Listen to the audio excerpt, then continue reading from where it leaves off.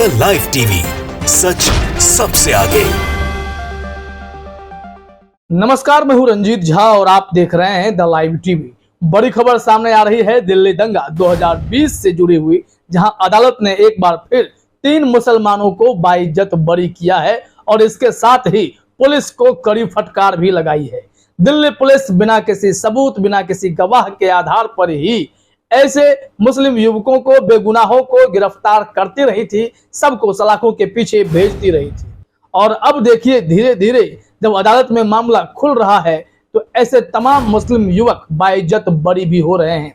फरवरी में भी 9 मुस्लिम युवकों को बाइज्जत बरी किया गया था और अब देखिए फिर से ऐसी खबर सामने आई है। तो क्या माना जाए, दिल्ली दंगा 2020 में मुसलमानों को पुलिस ने टारगेट किया था और इसी के आधार पर इन लोगों ने भारी संख्या में मुसलमानों को गिरफ्तार कर लिया।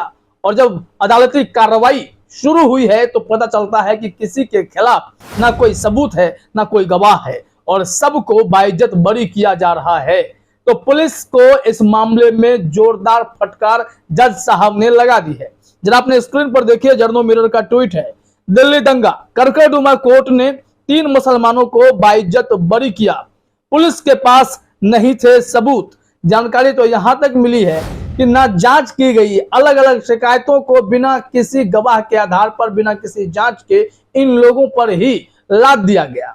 और जब मामला कोर्ट में खुला, जज साहब ने सवाल करने शुरू किए तो पुलिस बगले झांकने लगी, क्योंकि उनके पास इस मामले से जुड़े ना कोई गवाह, ना कोई सबूत। तो करेंगे क्या? तो फिर इन सबको बाइज्जत बरी किया गया है। तो क्या जानबूझकर मुसलमानों को टारगेट ही किया जा रहा है? इस संबंध में एक हेडलाइन देखिए, फिर हम जर्नल मिरर की खबर को भी बताएंगे कि वहां पर क्या सब जानकारी डिटेल में दी गई है।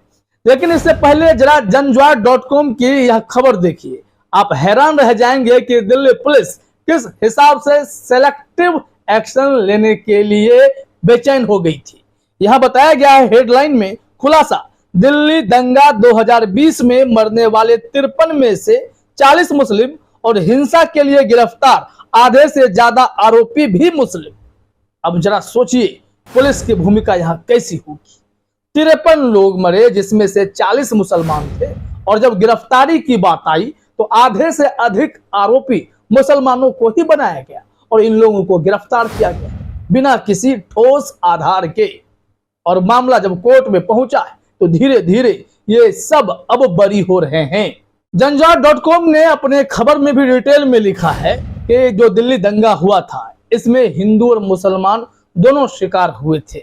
इसमें बताया गया है कि मृतक दोनों समुदाय से थे, लेकिन सच यह है कि सरकारी हलफनामे के अनुसार इन दंगों में मारे गए 53 व्यक्तियों में से 40 मुसलमान थे। घायलों में बहुसंख्यक और क्षतिग्रस्त घरों और दुकानों में 3/4 शिकार मुसलमान थे। मतलब कि हिंसा कमोबेश एक तरफा थी, लेकिन विडंबना यह कि इस हिंसा के आरोप में गिरफ्तार लोगों में आधे से ज्यादा मुसलमान हैं।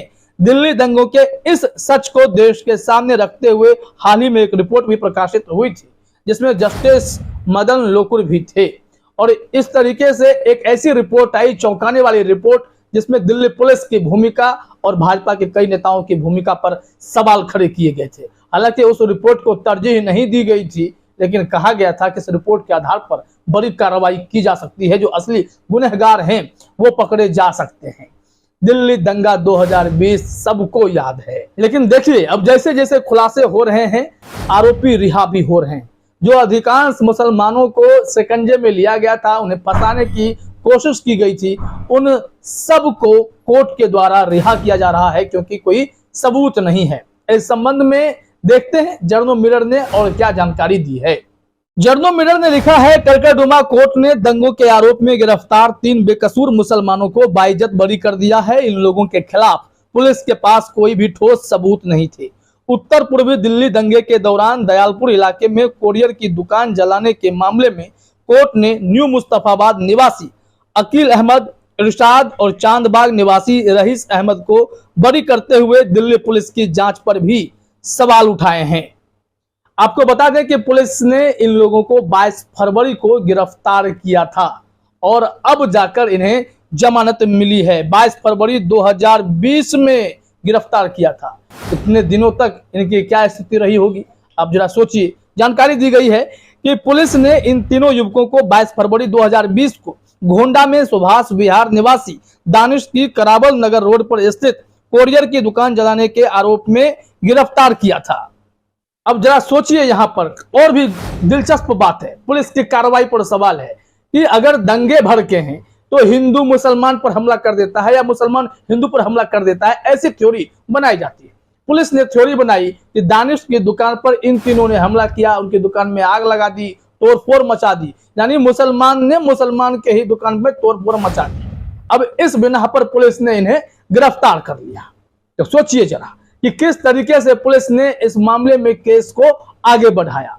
तभी तो कोर्ट भी इस मामले पर आश्चर्य व्यक्त करते हुए पुलिस के जांच पर भी सवाल खड़े कर रहे हैं।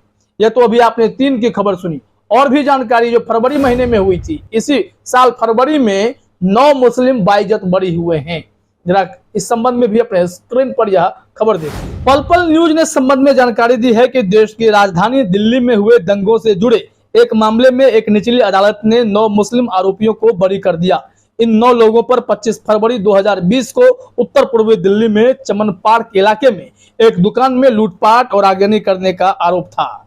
दिल्ली की एक निचली अदालत ने इस मामले की सुनवाई की। कोर्ट ने पाया कि दंगे के मामले में इकलौता गवाह एक हेड कांस्टेबल था, लेकिन किसी मामले में एकमात्र गवाही पर्याप्त नहीं हो सकती कि ये लोग भीड़ का हिस्सा थे।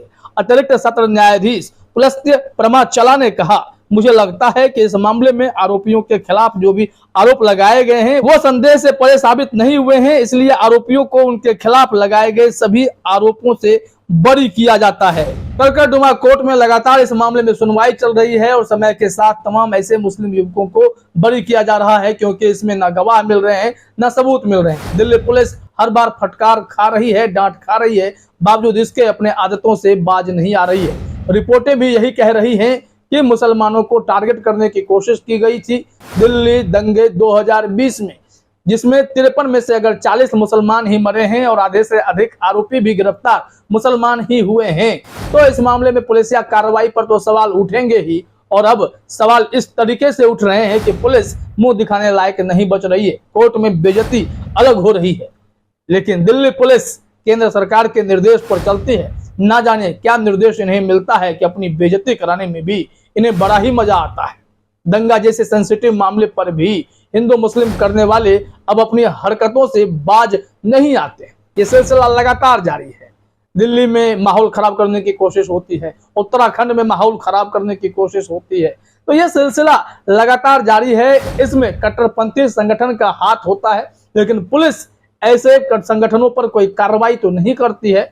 दूसरी तरफ मुसलमानों को, उसमें से भी बेगुनाह मुसलमानों को चुन चुन कर सलाखों के पीछे भेज देती है और अदालत से उन्हें फिर रिहाई मिलती है, पुलिस की खिंचाई होती है।